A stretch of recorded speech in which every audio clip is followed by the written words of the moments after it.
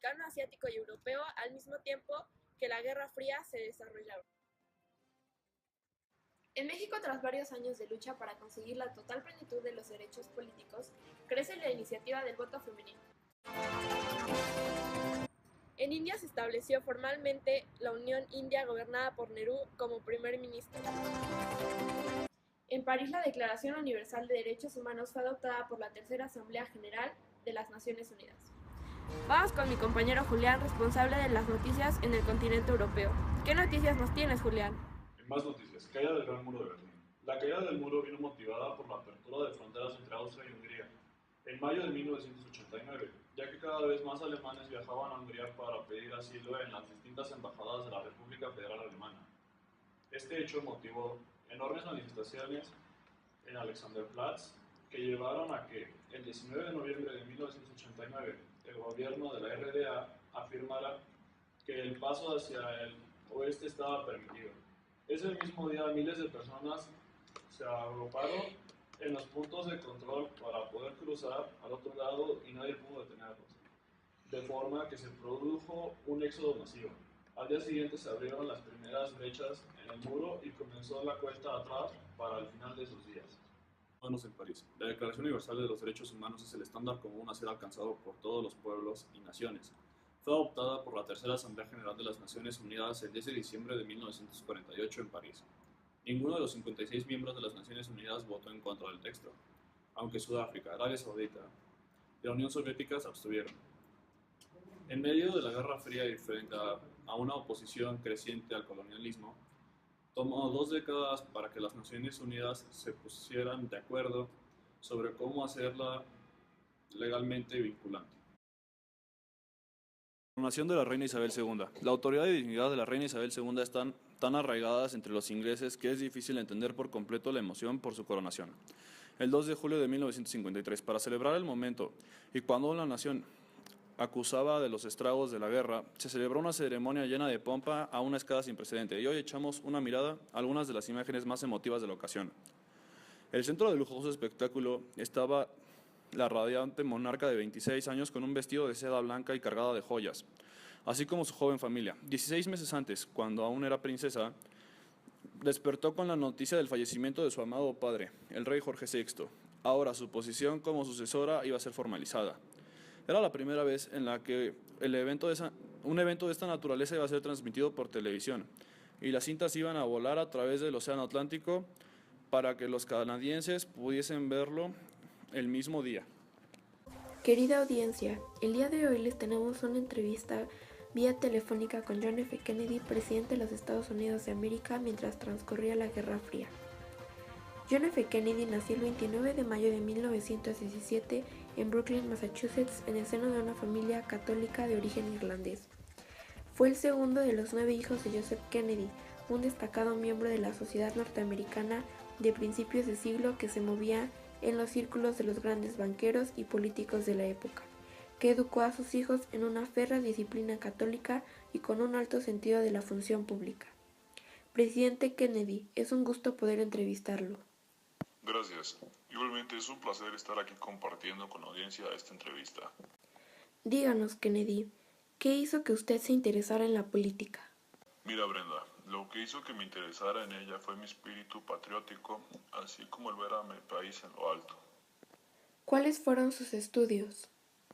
En 1940 me gradué de Harvard y publiqué mi tesis doctoral, Why England Slept, en la que expliqué la falta de preparación de Inglaterra para afrontar la guerra.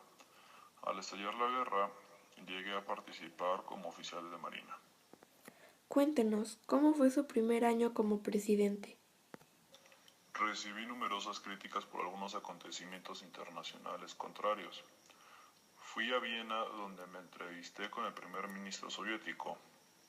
En tal entrevista acordamos la neutralidad de esta cuestión, pero apareció el problema de Berlín. ¿Cuál fue su periodo de gobierno? 20 de enero de 1961 al 22 de noviembre de 1963. ¿Y era aficionado de algún deporte? Era aficionado a varios deportes y practicante de otros tantos. Decían que mi habilidad con el baloncesto era única, Practicaba natación, fútbol americano, golf, tenis y el ya mencionado básquetbol. Señor presidente, ¿qué día se casó con su esposa Jacqueline Kennedy Onassis? Mira, me casé el día 12 de septiembre de 1953 en la iglesia St. Mary's Church Complex, Newport, Rhode Island, Estados Unidos. Y bueno, como fueron testigos, el presidente John F. Kennedy era una persona con aspiraciones políticas impresionantes.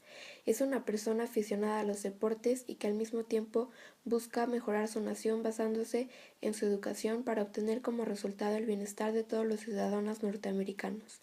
Muchas gracias por asistir a esta entrevista para que la audiencia conociera más datos personales sobre usted.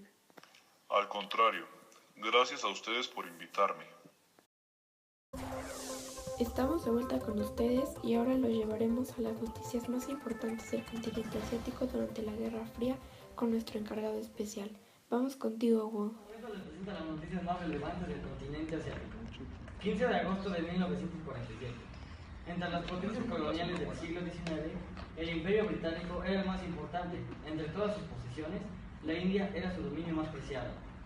Desde el periodo de entreguerras existía el Partido de Congreso, que reunía sectores tradicionales con otros más progresistas y reivindicaba la independencia de la India.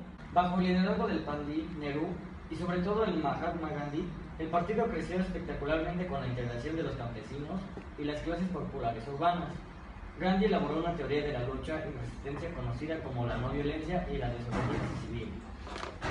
En 1945, la llegada al poder en Gran Bretaña del laborista Clement Attlee, más proclive a la descolonización que los conservadores, facilitó el inicio de negocios y el fijo al año 1948 como fecha límite para abandonar la colonia.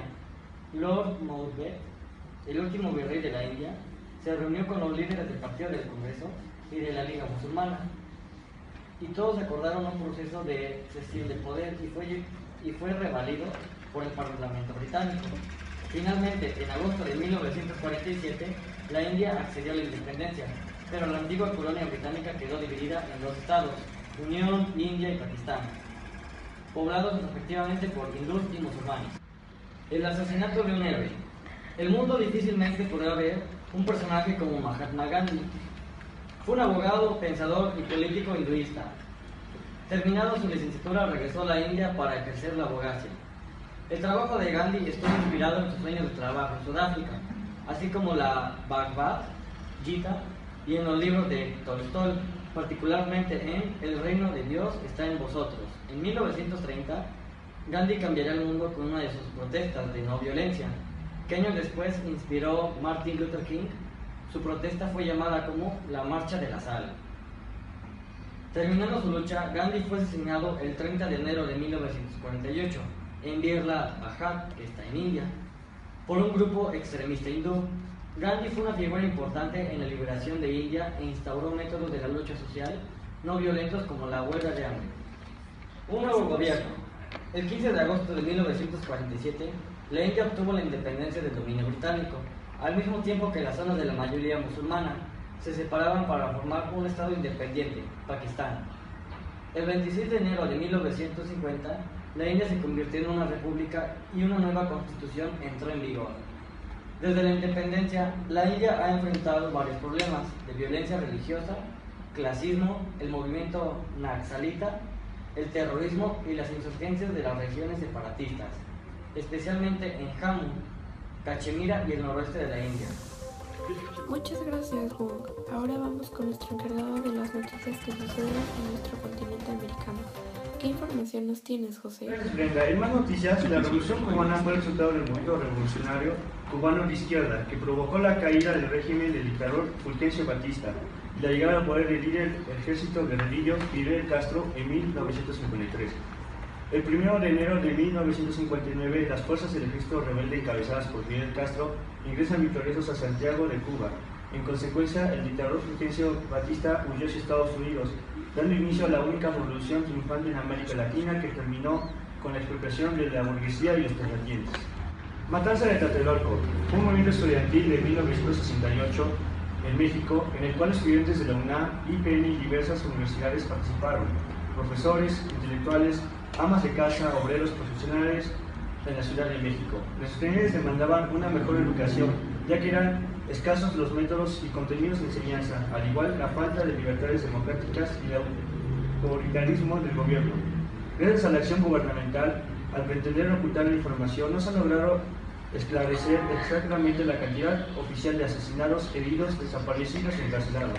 La fuente oficial reportó en su momento 20 muertos, pero investigaciones actuales deducen que los muertos podrían llegar a varias centenas y responsabilidad directamente al Estado mexicano.